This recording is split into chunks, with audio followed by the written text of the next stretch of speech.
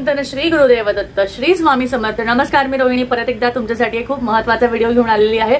आणि आजच्या व्हिडिओमध्ये आपण बघणार आहोत की जर का तुम्हाला श्रीपाद श्रीवल्लभांचं पारायण करायचं असेल आणि त्या पारायणामध्ये तुम्हाला कुठलीही पूजा न मांडता किंवा काहीही संकल्प म्हणजे अशी पूजा न मांडता जर का पारायण करायचं असेल तर कसं करू शकता।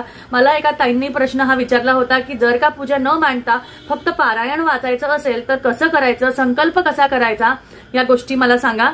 तर बघा, ह्याबद्दलचं मी प्रश्नाचं उत्तर तुम्हाला नक्कीच देईल। त्याआधी जर का तुम्ही पहिल्यांदा आपल्या चॅनलवर आला असेल तर नक्कीच व्हिडिओला लाईक करा, शेअर करा, चॅनलला सबस्क्राईब करा, म्हणजे येत्या व्हिडिओची तुम्हाला नोटिफिकेशन मिळत राहील आणि आपले असेच छान छान व्हिडिओज तुम्हाला सगळ्या माहितीनुसार तुम्हाला भेटत राहतील। तर चला व्हिडिओला सुरुवात करूया। तर बघा, आपल्याला कोणतंही पारायण जर का करायचं असेल, शक्यतो मोठे पारायण जे असतात, गुरुचरित्र, नवनाथ, त्याचबरोबर आपण नवनाथाचं पारायण करतो, गुरुचरित्राचं पारायण करतो, अजून शिवलीला अमृताचं पारायण करतो। तर जेव्हा शक्यतो प्रॉपर पारायण केलं जातं, म्हणजे तुम्हाला शक्यतो 5-6 दिवसाचं पारायण जेव्हा करायचं आहे तेव्हा मांडणी करून केलं तर नक्कीच ते संकल्पयुक्त पारायण असतं। पण श्रीपाद श्रीवल्लभांच्या ज्या पारायणाबद्दल मी तुम्हाला मागच्या व्हिडिओमध्ये सांगितलं होतं, जो हा व्हिडिओ होता, या व्हिडिओमध्ये तुम्हाला मी सांगितलं होतं की पारायण तुम्ही रोज एक अध्याय वाचून सुद्धा करू शकता। त्याला 53 दिवसाचं म्हणजे एक अध्याय एका दिवशी वाचायचं असं पारायण म्हणलं जातं। तर ते सुद्धा तुम्ही करू शकता, काहीही हरकत नाहीये त्यामध्ये।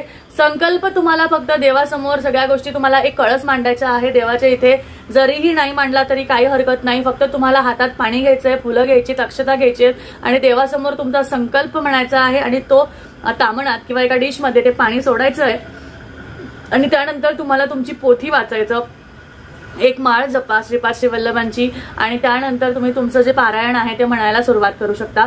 त्याचबरोबर श्रीपाद श्रीवल्लभांच्या पारायणामध्ये सुरुवातीला बरेचसे तुम्हाला महात्म्य दिलेलं आहे, परत स्तोत्र दिलेलं आहे, ते सुद्धा तुम्ही वाचून पारायणाची सुरुवात करा। आणि त्यानंतर तुम्ही रोज एक अध्याय, 5-6 अध्याय जसे त्यांनी साखळी दिलेली आहे तशाप्रमाणे तुम्ही करू शकता। तुम्हाला नक्कीच त्याचा फायदा होईल। संकल्प तुम्ही न काही मांडता जरी तुम्ही संकल्प केला तरीही चालेल, काहीही हरकत नाहीये, पण तो संकल्प केलेला तो पूर्ण करायचा आहे, पोथी तुम्हाला पूर्ण करायची आहे, हे महत्वाचं आहे। तर त्या गोष्टी लक्षात ठेवा आणि संकल्पयुक्त तुम्ही पूजा न मांडता सुद्धा करू शकता, काहीही हरकत नाहीये।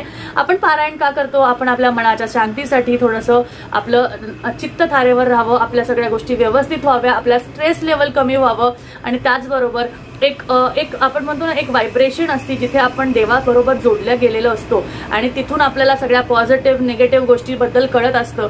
तर त्यासाठी आपण ह्या पारायणाच्या गोष्टी, बऱ्याचशा पूजा मंत्रांच्या गोष्टी आपण करत असतो, कारण ह्याच्यातनं आपल्यालाच फायदा होतो।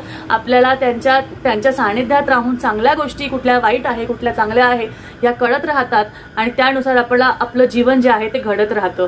तर अशा रीतीने तुम्ही नक्कीच पारायण करू शकता।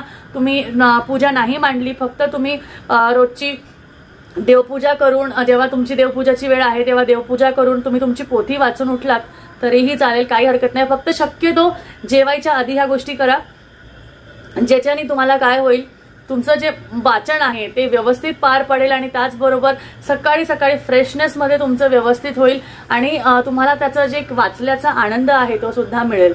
तर माझं एवढं सांगणं होतं। अजून काही यावर प्रश्न असतील तर तुम्ही नक्कीच मला सांगू शकता, विचारू शकता, आणि अजून काही तुम्हाला वाटत असेल की मला विचारावंसं तर नक्कीच मला खाली कमेंट बॉक्समध्ये लिहून सांगा। मी तुमच्या प्रश्नांची उत्तरं घेऊन नक्कीच पुढच्या व्हिडिओमध्ये लवकरच येईल।